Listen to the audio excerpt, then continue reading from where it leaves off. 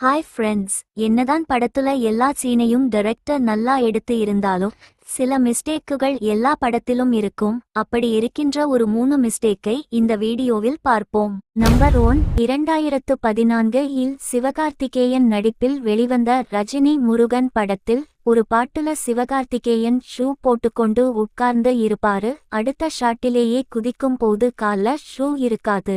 Number 2, 2004 Vijay நடித்த வெளிவந்த கில்லி படத்தில் பிரகாஷ்ராஜ் திரிஷாவோட அண்ணனை குத்திட்டு கீழே தள்ளி விடுவாரு.